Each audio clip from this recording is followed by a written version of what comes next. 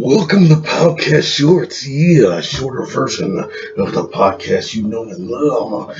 This is the Macho Man, and today we're going to talk a little bit about WWE Summerslam. Dig it!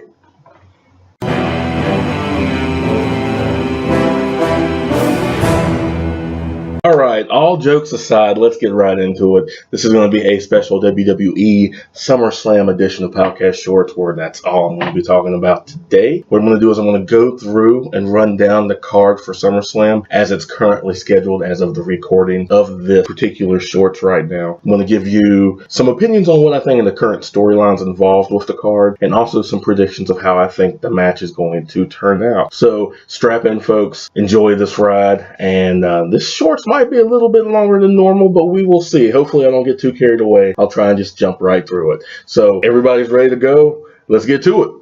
First up is the kickoff matches, which is pretty much the preliminary matches. It's the pre-show matches. And the first one will be Cruiserweight Champion Akira Tozawa versus Neville, who is the former champion, and this will be for the WWE Cruiserweight Championship. The fact that a championship match is in their pre-show, their kickoff match as they call it, really goes to show you their priorities right now. And right now, championships in particular, but especially the Cruiserweight Championship, is not too high on the pecking order right now. Ever since they started the Cruiserweight division, they brought it back probably about 2 years ago now. It really has kind of flopped. It hasn't took off the way that we initially thought it would after the excellence that was the Cruiserweight tournament that they had on WWE Network.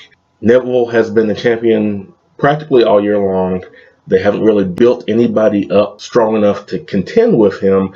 Akira, they kind of have, but it's still falling a little flat for me. I really would have rather them built up a stronger character. Nothing against Tozawa, but I would have rather seen them build up a stronger character or build up Tozawa a little bit more. And some of that build-up probably has been on 205 Live, which is a cruiserweight-only brand. And I'm just going to be honest with you, most people probably aren't watching that. Even the strictest of WWE fans probably aren't watching 205 Live, unfortunately. And that's a shame. But if most of his character growth has been over there, then I feel like a large segment of the audience is really missing out on some of the build-up for this match. So it's probably appropriate that it's a kickoff match, but I really wish it wasn't, because these are two really good wrestlers.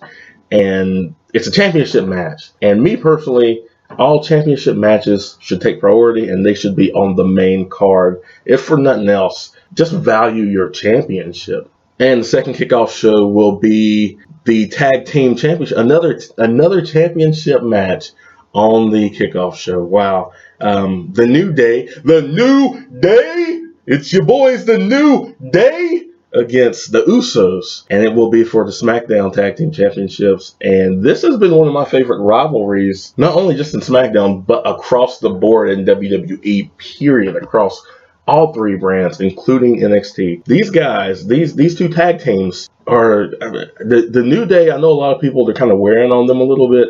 I thoroughly enjoy the New Day. I love their references. I love how they're interweaving some urban culture into what they do and some nerd references into their segments and what they do. And the Usos, on the opposite end, are doing the exact same thing in a different way. And I think it's fresh.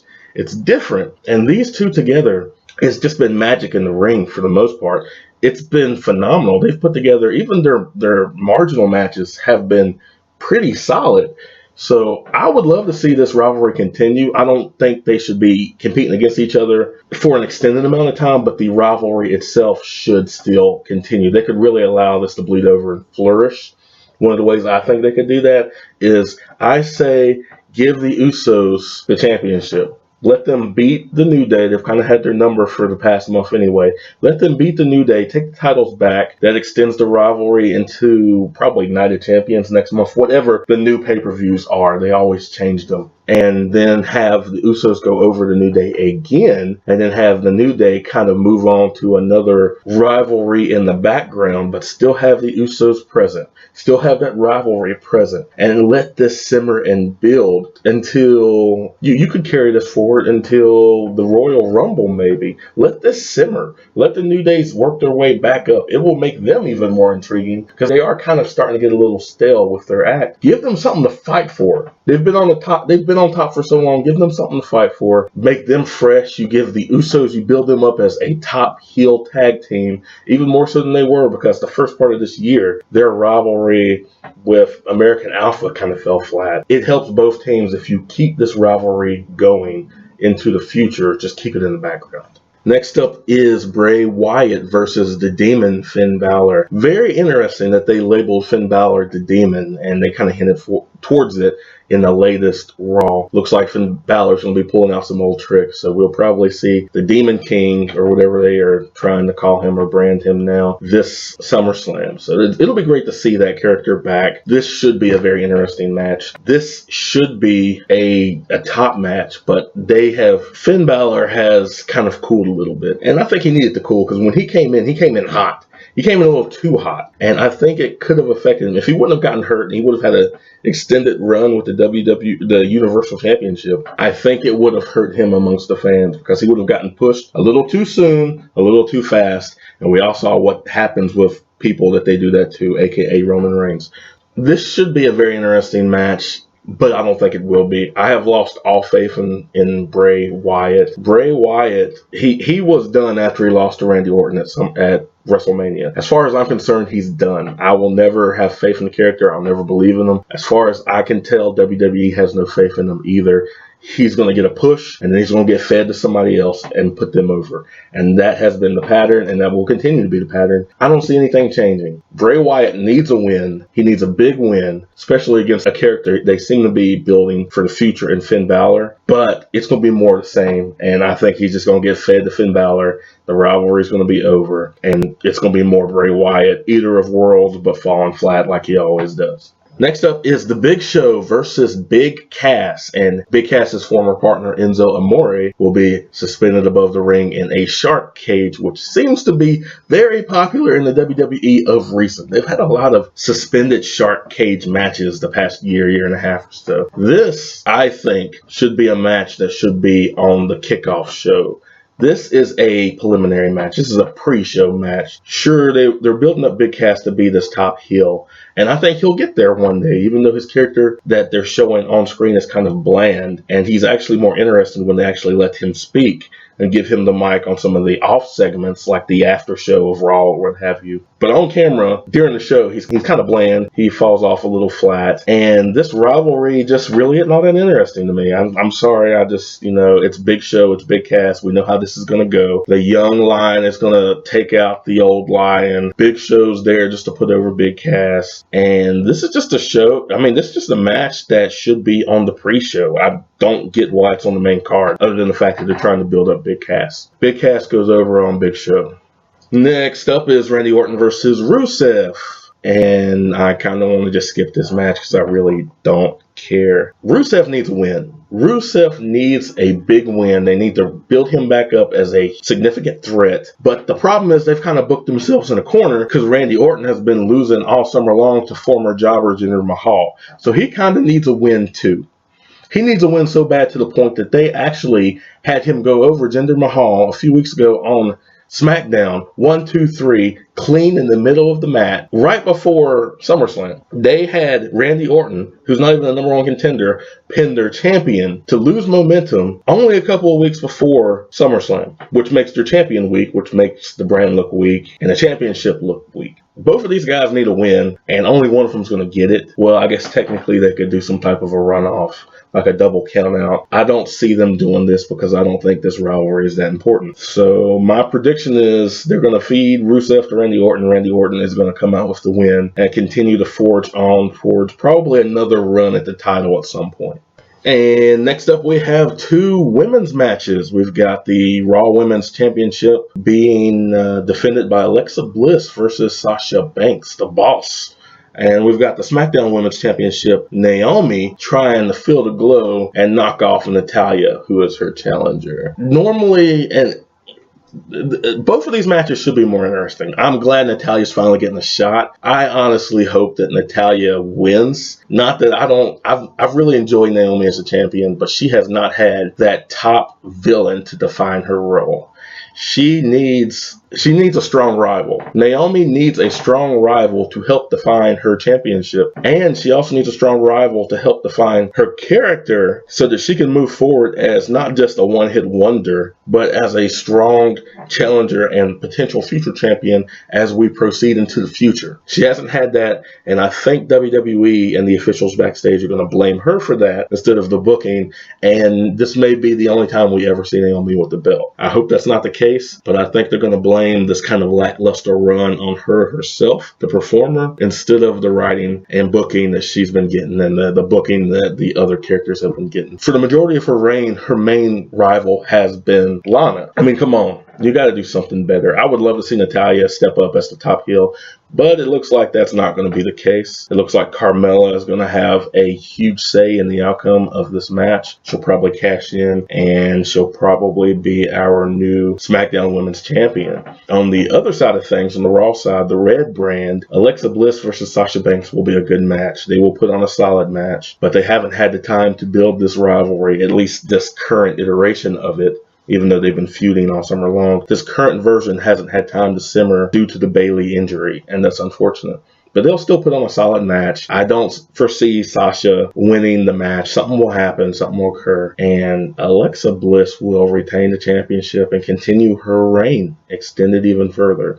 I would really like to see Bayley and Sasha. I'd like to see them have a decent rivalry. Maybe they're just waiting around until next year's summer or WrestleMania. We'll just have to see. We'll have to see how it goes. But this is just going to be a standard cookie cutter. It'll be a good match, but the champion's going to win this one. I don't see there'll be any surprises in this match. While there are a lot of matches on this card, I didn't realize just how large this card was. Next match is going to be the Tag Team Championships of Raw. Cesaro and Sheamus versus Dean Ambrose and Seth Rollins. A semi-reunion of the Shield. So that'll be interesting to see. The storyline for that has been great up until the past 2 weeks on Raw. They've kind of floundered a little bit with it. Dean Ambrose and Seth Rollins have both been a little wishy-washy. I really wish they wouldn't have did that, because what they were building towards was a great moment, and what we got instead was just a good moment. Had they been a little bit more stronger and had the characters stick to their conventions a little bit longer and not flip-flop back and forth so many times, that moment when they finally fist-pounded would have been spectacular. Would have been awesome. It still got a good pop, but most of that was just Boston, and that crowd's normally pretty good. But I see the Shield taking out the champions in this. Yeah, even if they don't win at SummerSlam, and I predict that they will, Dean Ambrose and Seth Rollins are going to be champions. They're not putting these guys back together just so they can lose to Cesaro and Sheamus. And it's going to be the reunited Shield that's going to carry this tag team division. Even though they've got other great tag teams in this division, this tag team division ain't as weak as they try and project it to be. They're just going to keep combining people and either reforming old tag teams or starting new ones to keep carrying it forward, because they don't have confidence in the guys they got right now. Next up is AJ Styles versus Kevin Owens for the United States Championship with special guest referee Shane McMahon. This has been one of the most interesting rivalries for the whole summer on SmackDown, and I'm really looking forward to this match. I think, of course, AJ's going to retain. There's going to be some shenanigans because Shane's in there as the special guest referee. There's going to be something controversial, and it's going to build up probably to a Shane McMahon versus Kevin Owens match down the line. Maybe at Survivor Series, maybe at the Rumble. Who knows? Maybe even WrestleMania. They might be building towards that already. But that's where this is going. So AJ's going to retain. John Cena versus Baron Corbin. All right. Well, this is a lot better than the alternative, which would have been John Cena versus Jinder Mahal, even though I'm sure they probably could have used the star power for that championship match. This is kind of interesting because you've got the young gun who they're trying to build, although that goes into question with what they did with his money in the bank contract this past SmackDown. And that was just so boneheaded. Why do that? He must have pissed somebody off backstage.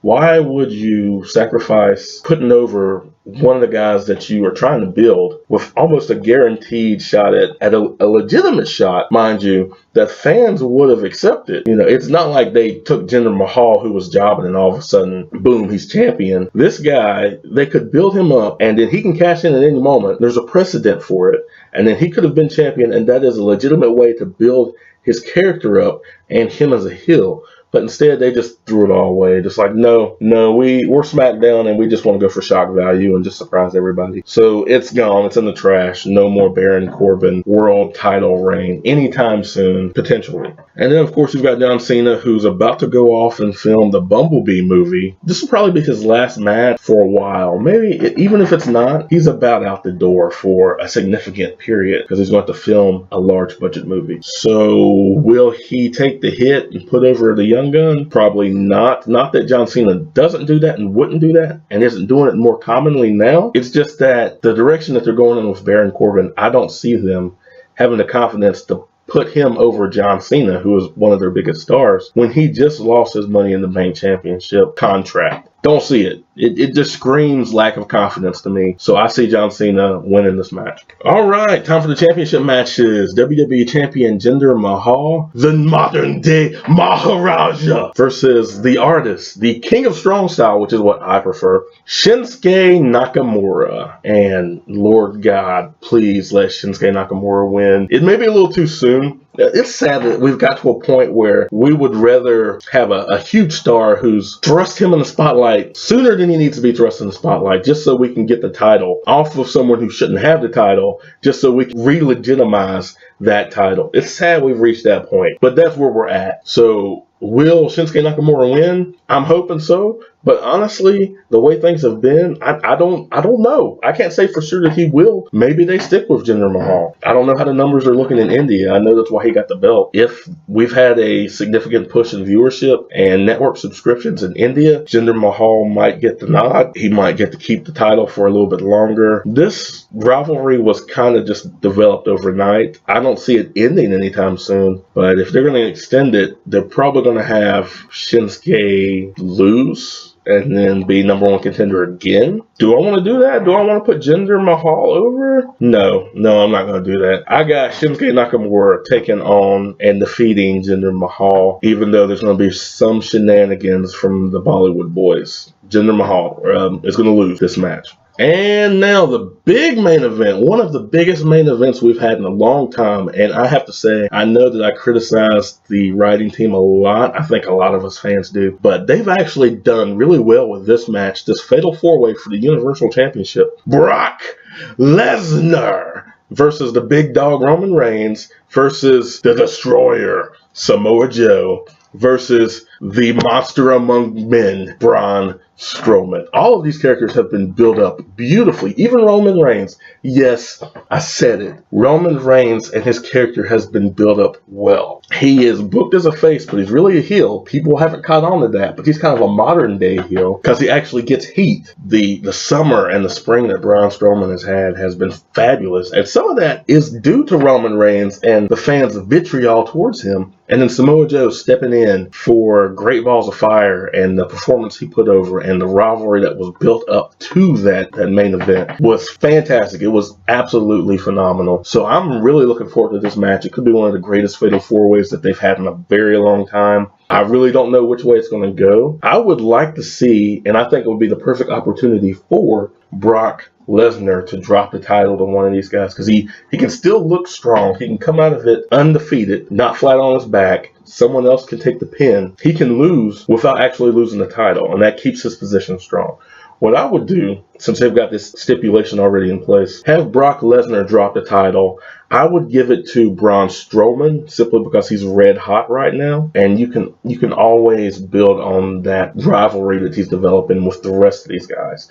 So Braun Strowman gets the title, and this isn't my prediction. This is just what I would do or what I could see developing. Braun Strowman gets the title, have Brock Lesnar whine about it and leave, and that's his way of taking his break, because we all know Brock Lesnar likes his breaks. He disappears into the Royal Rumble, and then all of a sudden, right before the Royal Rumble, he re-emerges and becomes the number 1 contender with the excuse that he never lost the title. He was never pinned, so he should automatically qualify. Yeah, I know rules can be bent and what have you, but it's plausible. So we'll go with it, okay? And that could be his excuse. Meanwhile, throughout the fall and the early winter, we have Braun Strowman feuding with the likes of Samoa Joe and Roman Reigns. Keep those rivalries burning. Keep them going, because they're all red hot right now. All 3 of those guys are red hot right now. Even Roman Reigns, and the hate that he gets. Braun Strowman, rotate rivalries between Roman Reigns and Samoa Joe. Keep that going until about time for the Royal Rumble. Have Strowman versus Brock Lesnar at the Royal Rumble, have him drop the title to Brock Lesnar. Brock Lesnar then takes the title into WrestleMania, and at that point, that is where Roman Reigns finally beats him. Does that mean that he would have to win the Royal Rumble to get the opportunity? I don't think so. I would rather see somebody else do it. But that's a whole nother cast, y'all. That's a whole nother conversation. I won't get into that. Could that work with Joe too? Yeah, I'd love to see it with Joe, but I don't think they have the confidence in Joe to do that. But yeah, me personally, I would rather see it on Joe. But it's going to be Strowman if it's anybody. That's what I think should happen. What I think will happen, Brock Lesnar is going to retain. It's just that simple. Brock Lesnar is going to retain the Universal Championship. Well, that will wrap things up for this extended version of POWcast Shorts. It almost isn't even a short, you know.